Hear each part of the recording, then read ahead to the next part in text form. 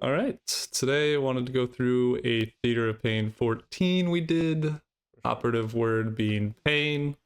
But I've been wanting to record this one for a while because I learned a lot doing this dungeon, so I figured be able to share a lot of insight doing it.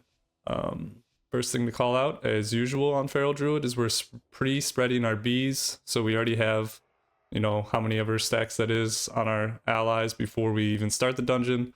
This is just going to help your damage in the first pull. The most important thing to do here is we set our focus kick on the Sathel, the accused, and then we're focusing down the Bloodhorn. There's two reasons for this. One, to simplify the fight mechanics, we want to kill that mob, but also we're in charge of soothing this. So as soon as Raging Tantrum starts casting, which we're doing a terrible job here, I should have soothed that a lot sooner. That's why we're focusing it, so we don't have to, you know, like tab target to soothe it. One of the big reasons I wanted to show off this dungeon just happened. These circles on higher keys are very dangerous. We have 4 melee, we have the warrior, 2 monks, and myself. You need to be pre-spread for those circles or you will 100% die. So I make the same mistake here on the next set of circles. You know, I don't use a defensive, and I'm not watching my feet, making sure I'm not stacked on top of other people. So just bad in general. Obviously interrupt whenever you can. So Syrian Death is coming out, boom. Again, I was right between 2 melee. People just fucking fuck. That's so brutal. Really, really brutal start to the key. Now we just get to watch our allies fight the boss for the rest of it.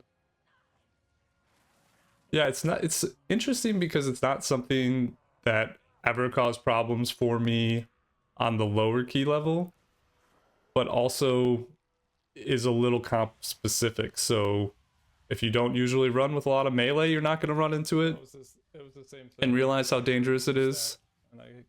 And on lower key levels, you can make the mistake of standing in between circles. You have a little more time to spread, right? The circles go out, you take a big chunk of damage, everyone moves a little bit. But yeah, it took like... On this key level though, soon as the circle goes out, you're dead. You're dead if you're standing in the wrong spot.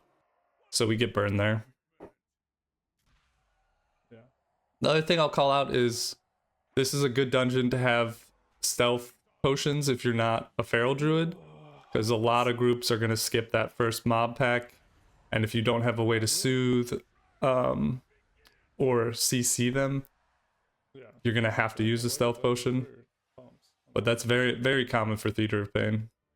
The other thing to call out here is you want to save your roar. So this was a very bad roar. What you need to do is you don't want to roar until you get to the hallway, because your goal is to help the tank get through the hallway as quickly as possible. And now we're just walking at like regular speed. We could have been roaring through this whole thing. So when you first drop down into, after the first boss, whatever you want to call it, when you first do that drop down, save your roar until you know which wing you guys are doing, because if you're doing this wing, you need to roar through that hallway. Here, I think we're saving our cooldowns for when they pull in the big guy. So I'm going to guess we're going to blast our cooldowns into this big guy. This is also very common. Notice the positioning here. We're trying to keep everything in front of us, so our cone that is Ravage will hit all targets. Very important as Feral Druid.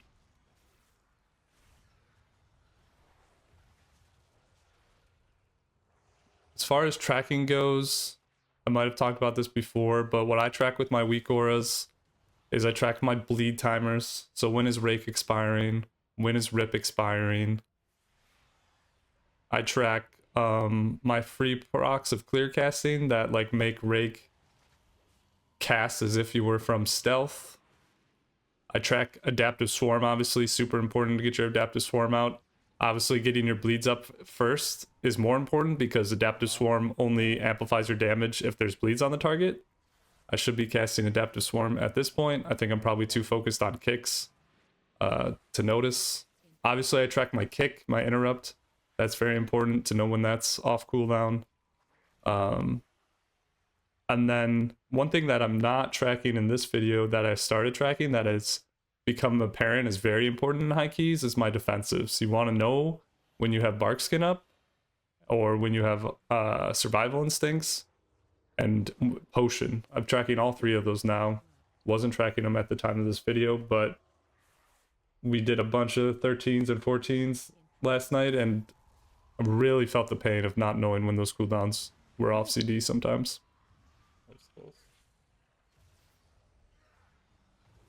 Here you can dispel, or you can decurse the debuff that this guy, the Portal Guardian, puts out.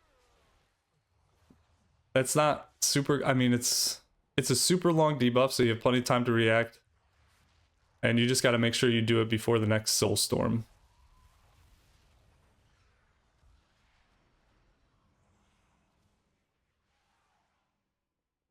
Need to grab a little something here, right, if we're going to skip.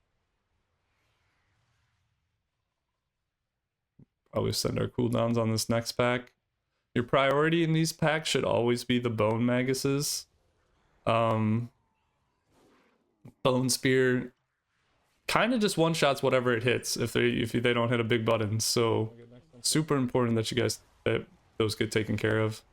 There, we saved our cooldowns until we had gotten our interrupt out. Once you're in Convoke, you can't hit any other buttons really unless you want to clip Convoke, which is bad for your DPS obviously. So sometimes when you know there's important kicks going out, it could be beneficial to save the kick or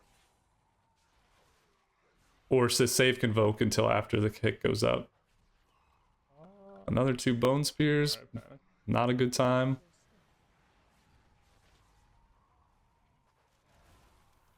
Obviously you have Incap Roar, you have Vortex with Typhoon. We Typhooned at the start of this, and then your kick. So, I mean, 3 stops is pretty good. This group is half a pug. I know the healer and Lancelot, both of those names should probably have seen on the channel a lot by now. But our Brewmaster tank and our warrior are pugs. Next on star.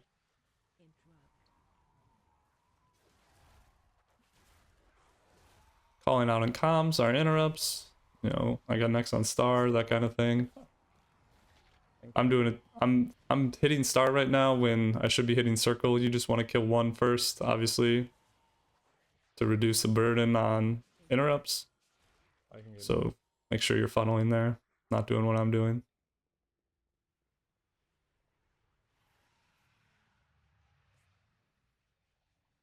This section is mostly just like an interrupt check. Can you do enough interrupts to get through the platforms? Here's another decurse, or another curse that we can decurse.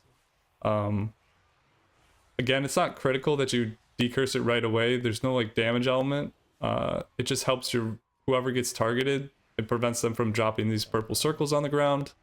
So here, Lancelot's had it for 12 seconds before we finally decurse him, which is fine. It's more important for like turret type range DPS where they have to get their damage off. Lancelot's a hunter. I guess aim shot, you know. But for the most part, they can still do damage while moving. Obviously, they do more damage when they can stand still. So you still want to be in charge of decursing that. Stampeding Roar here. I think for Theater of Pain, what I've started doing is running the reduced cooldown on Stampeding Roar from 2 minutes to 60 seconds. There's just a lot of use cases for Stampeding Roar in this dungeon, and you want it to be up, especially there's a skip, which I don't remember if we did the skip in this particular dungeon. And then, like I said, in the hallway, it's really strong. And then there's just a lot of long hallways in general where you're doing a lot of running. So it's like low-key value for your key. Here, the thing I learned about these spirits is they will clip to the closest wall to where you're standing. So what does that mean? That means you could be in melee range, hitting the boss, And the mob is, if you draw a line from you to the wall, the mob's going to spawn to the closest wall. So you don't necessarily have to get to the wall. It's better to play it safe and make sure you're in the right spot. You wait for it. Yeah, you're good now.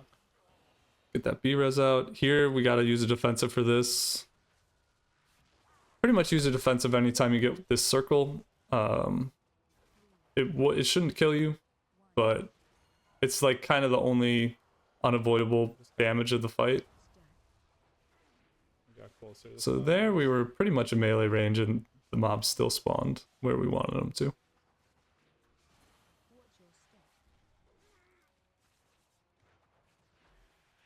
It's another fight where ideally you have a interrupt rotation, but in pugs, you know, I usually let someone else get the first one and then try to get the second one or maybe even the third one. I use Omni CD to track the interrupts. That's here below the health bars.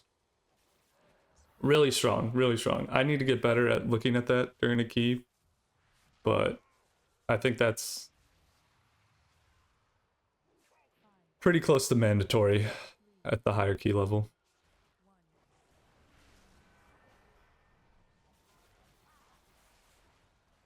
We send the Convoke into the boss. I don't think the ads need to be convoked.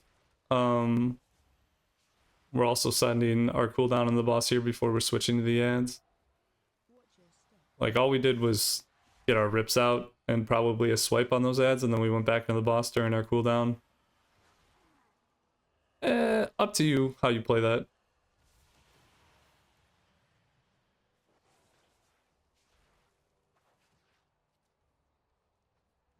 Doing a pretty bad job with my energy management here. I used Tiger's Fury and I wasn't even able to get Blood Talons back up, which is bad. Like, the ideal scenario for Tiger's Fury is you have Blood Talons going into it.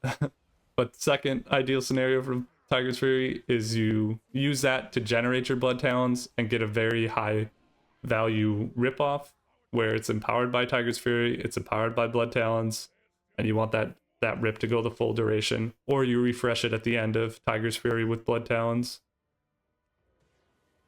Kind of like the optimizations you can make as a Feral Druid. This hallway, I always put down a Vortex pretty early in the fight based on where I think the tank's going to end up.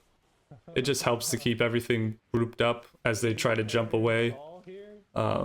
Very strong for your DPS, especially for us where we have a short range. I think it's like 10 yards on our Primal Wrath and on our swipe, and it might only be 8 yards for our Ravage Cone. So just very, very high value. My man's juice. Hunter absolutely destroyed that pack. That was crazy.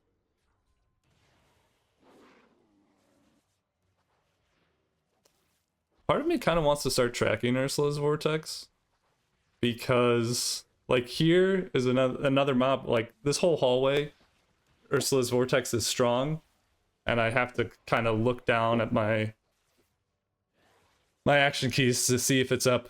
So it might be nice to just have it front and center. But then I also don't want too much clutter, because then things start losing value if everything's, you know, always flashing at you all the time. We're gonna save our cooldowns here for the next pack. I think I'm kind of looking at about 120 million health as being the threshold for when I'll send my cooldowns. Like if a mob is above 120 million, I'm gonna send my CDs. Go the other way? It might be, I'm still trying to tweak those numbers, but that's kind of how I feel about it right now.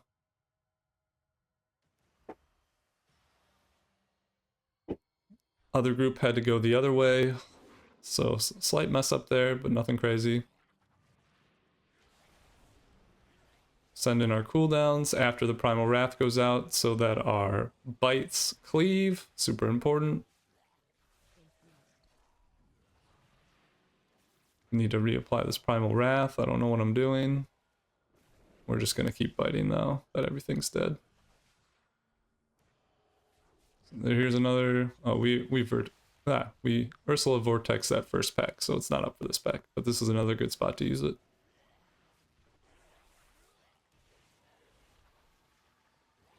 Ouch, dude. Face. This is a tough spot where when to use your cooldowns, because it's you really want them. We kind of got the best of both worlds. We had our cooldowns for the pack before this, which is ideal, because you don't want to spend your cooldowns into this guy if you can avoid it, because most groups are pulling the 2 guard mobs to the boss chamber into the boss, so it's a very good spot to use your cooldowns. But we will have our cooldowns back up pretty much right on time if I had to guess. Not sure how Wowza died there. Probably ate the frontal.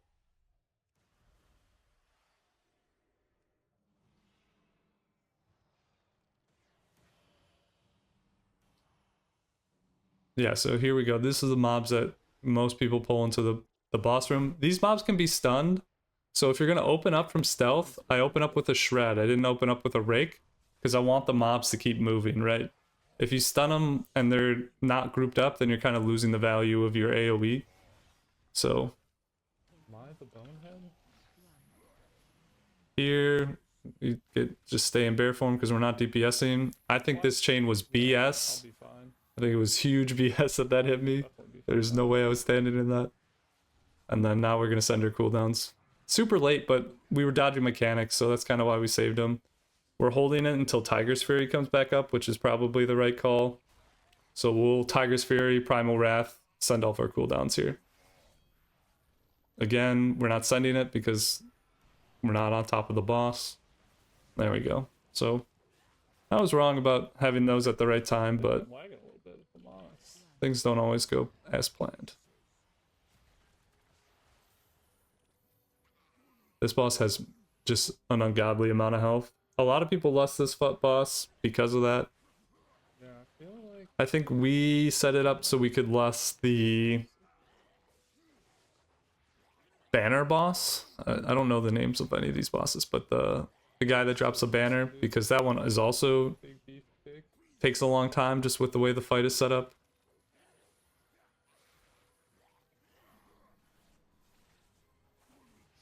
Lancelot is just absolutely carrying the DPS of this group. Man's a machine. There we saved. We had full combo points. We had a Ravage ready to go, but we saved until we had 50 energy. You need 25 for the bite, and then there's a talent that Much health. increases the damage. I'll put it on the screen. Based on your energy, up to 25 extra energy. So that's why you go to 50. It's just babysitting me. Right. Getting a lot of help from the healer on this.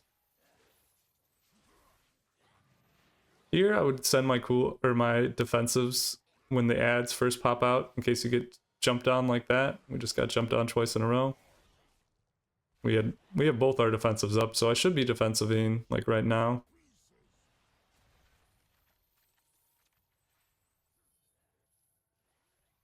We're just not going to use our defensive this fight if I had to guess. Bad player. Nothing that crazy to call out here. You just want to Primal Wrath those ads once they jump into the center here. Ursula's Vortex is again strong to keep them grouped up. Here we send our cooldowns with about 100 health less than the boss. We got a long walk after this. That's pretty good use of cooldowns. And let's see, there was 2 seconds left on Berserk. So yeah, I think the 120 million health mark is about right, because that was 100 health or 100 million health. He died with like 2 seconds left on Berserk. So not a terrible use, but right, when you're sending your cooldowns, you want to get every second out of them. So I think 120 million health is a good marker.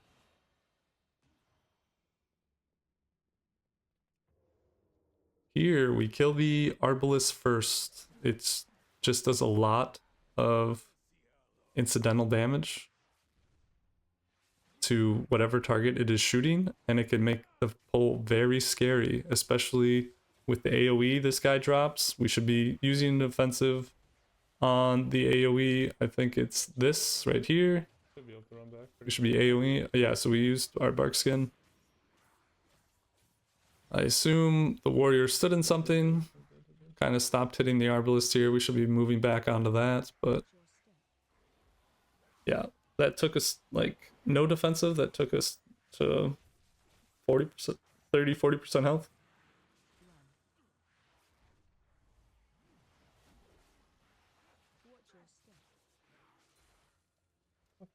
Send me there. Yeah, so if you get low from that AoE and the arbalist is still up, you're suddenly much more afraid of dying. Should be using survival instincts here, doing a bad job. Not sure how Lancelot died. I'm gonna guess must have got clipped by something. Again, so He's alive. he was at about 125 health when we sent our cooldowns, and we didn't have all 3 DPS up at the exact moment, and Like, Berserk there's 5 bosses just in there? ended, Let's so put a mini boss. full value out of that. I have seen groups Just as much ask as- for roar to skip this mini guy. You can actually skip both with like a roar, so that's another reason the 60-second roar is very good, because you could skip this pack, kill the patrol that's in between these hallways, and because you're running the 60-second stampeding roar, you would have it back up to do the second skip. I didn't do that for this key, but in the future I'll do it. Oh my god. Use a defensive pretty much anytime you get targeted with that circle. The Where's the dummy? the dot is pretty nasty. He just stood still. It was targeted on me and I just like didn't move, and he also didn't move. The double plant. There's so many like beefy mobs in here. So we bear form because we were out of defensives for the initial tick of that damage, and then we come back into cat. Usually I bear form and why can't I think of the word? Frenzied regeneration, right? I think that's the spell. So yeah, usually I'll bear form, frenzied regeneration, and then go back into cat form. At this point, We didn't do it no there. last hero, it's a tough call. Here we have 2 arbalists. Those are going to be our target. You want to focus kick the captain. So I should be setting up my focus kick here. Watch me not do it. And I'm also not focusing into the arbalist. So I'm going to say I just didn't know what I was doing, because this is no bueno.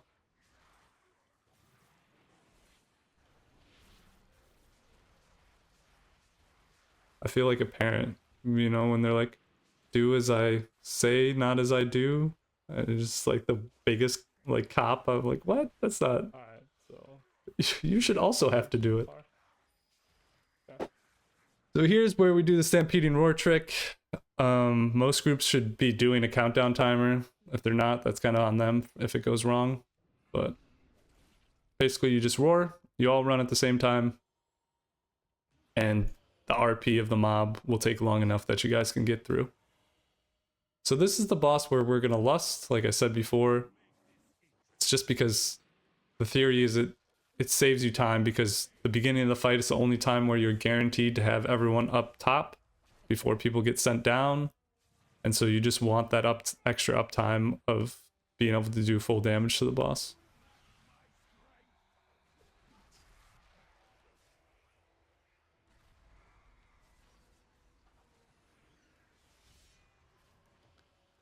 It's also really important on this fight to pool your energy going into banners. The banners are the most dangerous part of the fight for sure. I think he's gonna be me. Here, I usually just try to fight the other person, My rear. and then when you know you're gonna lose, turn your back to any melees to make sure you're getting Circle of your owl. the extra crit chance. I don't know if that's actually a thing in the PvP One of these days I'll use the defensive before he realm that is the duel, but that's what I do anyways. Jealous. A lot of people will just give up right away, so you always want to start doing damage just to make sure. Here we did not pool energy before the banner. That was bad. Should definitely be pooling. I should also probably save my cooldowns Got it. for after this phase, because Alright, hope he doesn't send me yep, down. this is what happens when you don't do that and we get nature locked on our convoke because we're terrible at the game. Yeah, that was bad use. I should have saved. So here again, we should have been pooling for this banner to come up, because you want to be almost full energy when the banner comes out, What because mod it is do you by want? far the most dangerous thing of the pool. The other thing you want to be doing is, as soon as the banner's dead, you want to be using a defensive That time. for all these Either I, leaps, like, have the banner. or as many of the leaps as you can, because that's going to be the biggest hit of damage you're going to take.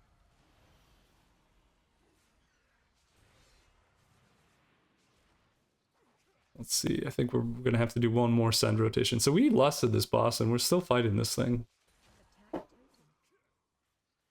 Also, the fact that this is even remotely still timeable after all the sloppy deaths we've had is impressive.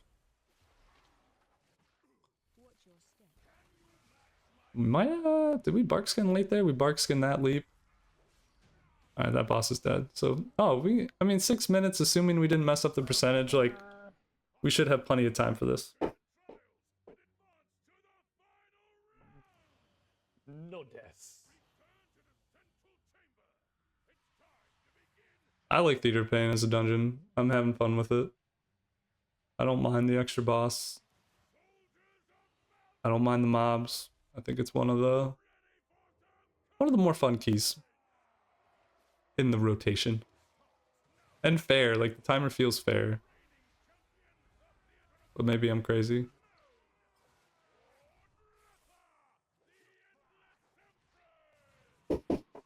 Kill the caster first, again, just making your life easier. You can unenrage these guys, you can soothe them. Again, just do that, make the damage output a little more manageable. Here we're gonna wait to send our cooldown, still Tiger's Fury is up, and then we're gonna go blast. Again, we're repositioning so the cone of Ravage is hitting the extra mobs. That's what that little movement there was. This is another boss where you want to pool energy going into the ads. The first set of ads is always going to be after these circles here. So I should be pooling my energy. We're not pooling our energy. Again, I learned a lot from this dungeon, and that's probably one of the things I learned.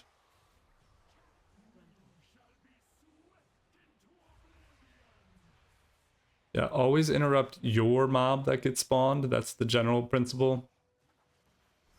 You can also Typhoon. You kind of want to get the Chrysalis Vortex down first if you can. And I usually use defensives during these pull-ins. And you want a big defensive at the transition to 50%. I don't think I do that here.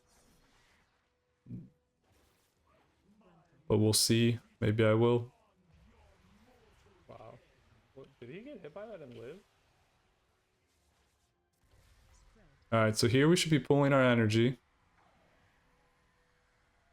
So we did a much better job pulling that time. Fucking missed mine up. I missed the kick, so I try to cover it up with the Typhoon. So that was the 50%. I have both my defensives up, and I died because I didn't hit a button. So you need to hit a big button at the 50% mark. Getting B-res here. Here, you should be pre-looking where you need to go to dodge these.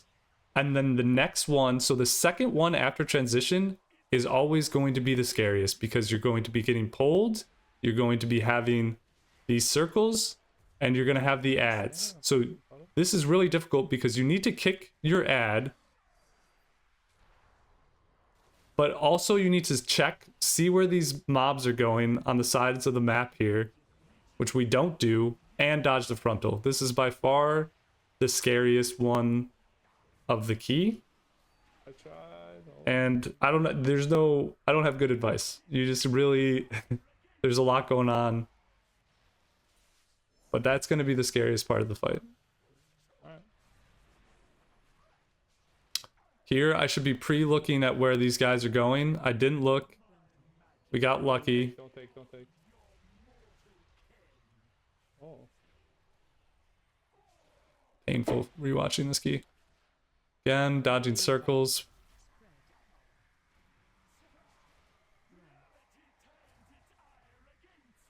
Use the defensive there. I'm gonna get pulled in. I should in-cap roar. Yep, good job. See, I didn't. Oh, I stood in the I should have been looking for that. And here we go. bro. We die. My bad. Yeah, so I just wanted to call out. The reason I wanted to go through this video is I wanted to call out the first boss fight, the mini circles. Super important that you're pre-spreading and using a defensive when those goes out. Those are super dangerous on high keys. This last boss fight, you really should only just be watching these ghouls, the ghost riders that run through and seeing where they're going ahead of time. Don't really worry about your DPS rotation that heavily. And we're gonna and like this key was so timeable, so timeable, with 11 deaths, and we're gonna miss the timer by like 12 seconds. So yeah, super generous timer. Just need to be a little more careful. Hopefully you guys learned something. As always, thanks for watching, and good luck out there.